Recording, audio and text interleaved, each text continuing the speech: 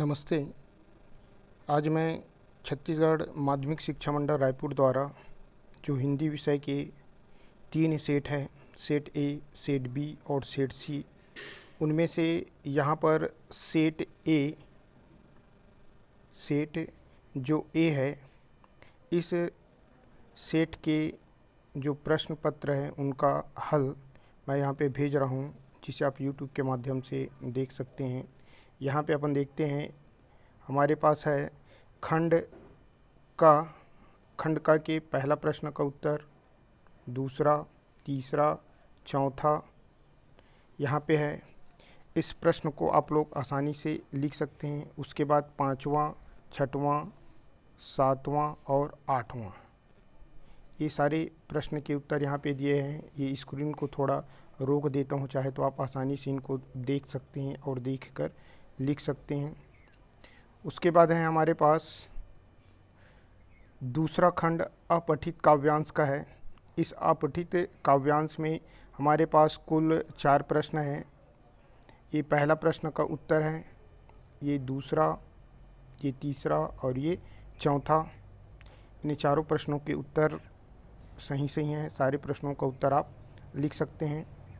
उसके बाद है प्रश्न क्रमांक 3। यहाँ से खंड हमारे पास चालू हो जाता है, खंड ख। इस खंड ख में निबंध के बारे में दिया गया है। यहाँ पे कोरोना वायरस को लाल इंक से लिख दिया, लेकिन आप लोगों को केवल नीला और काला ही उपयोग आप कर सकते हैं। दूसरे इंक का उपयोग आपको नहीं करना है। यहाँ पे प्रश्न क्रमांक जो 3 है वो निबंध के रूप में है। इनका उत्तर आपके पास है, पहला प्रस्तावना के रूप में। उसके बाद दूसरा जो टॉपिक है हमारे पास शुरुआत, कि कोरोना का शुरुआत कैसे हुआ। तीसरा है कोरोना का कारण क्या है, यानी कोरोना किस कारण से होता है, कारण है।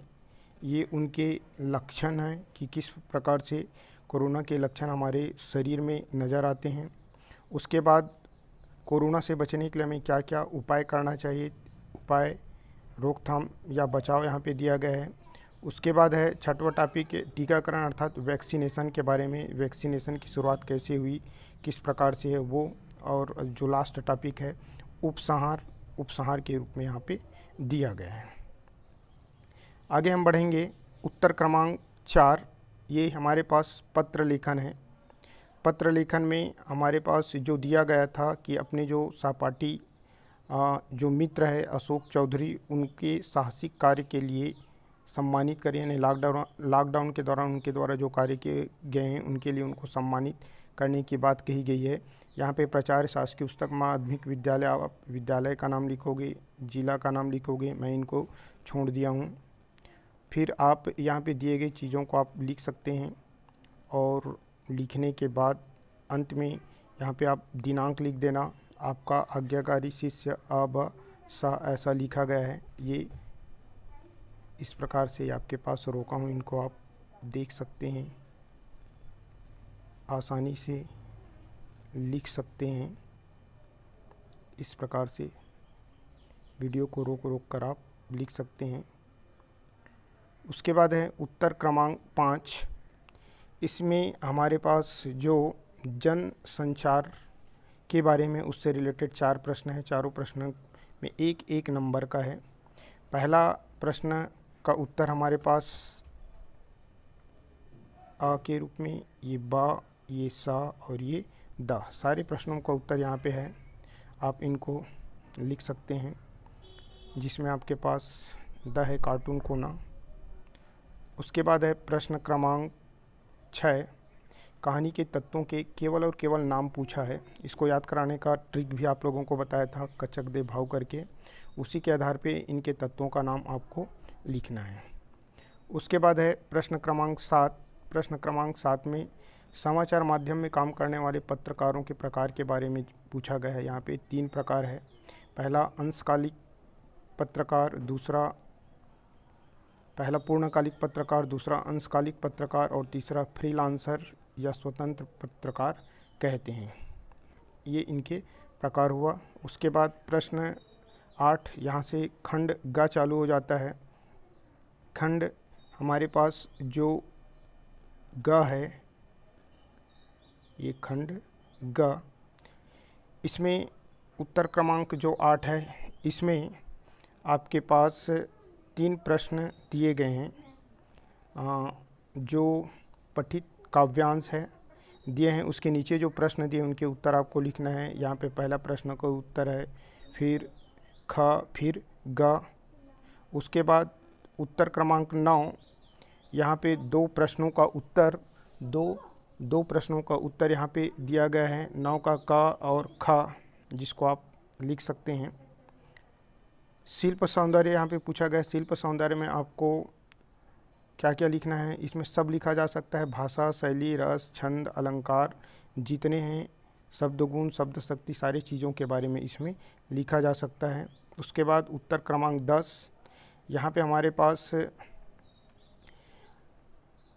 चिड़िया यानी प्रत्याशा, यानी हमारे पास जो पाठ है उनसे आपके पास दिया गया है, बच्चे इस बात की प्रत्याशा से नीड़ से झांक रहे होंगे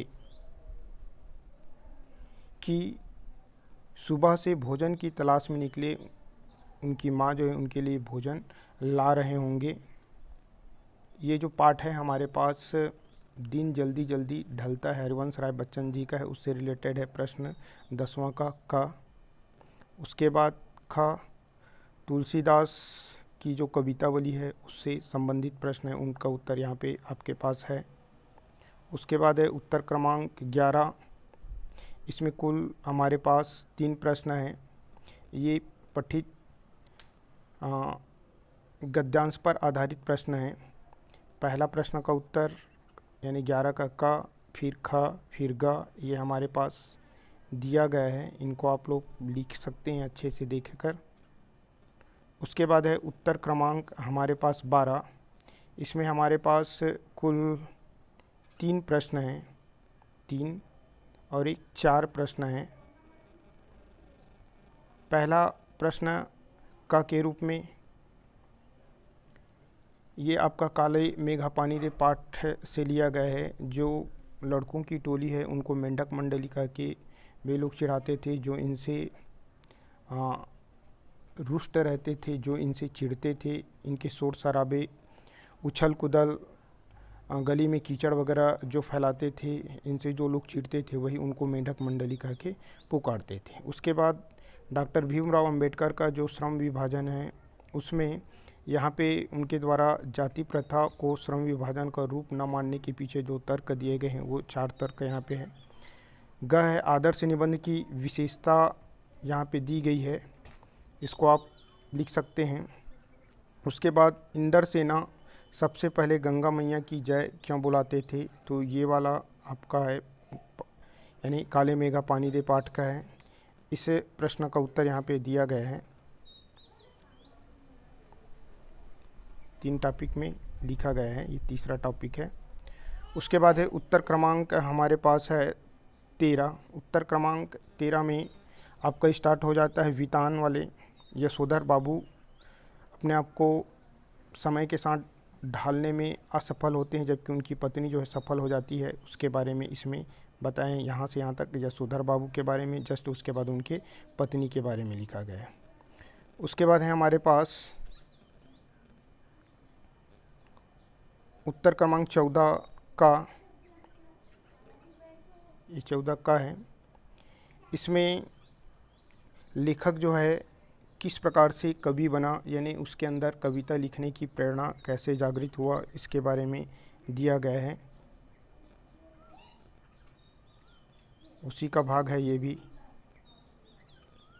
कविता लिखने की प्रेरणा लेखक के मन में कैसे जागृत हुआ उनके बारे में। उसके बाद है 14 का ख, जिसमें जूझ पाठ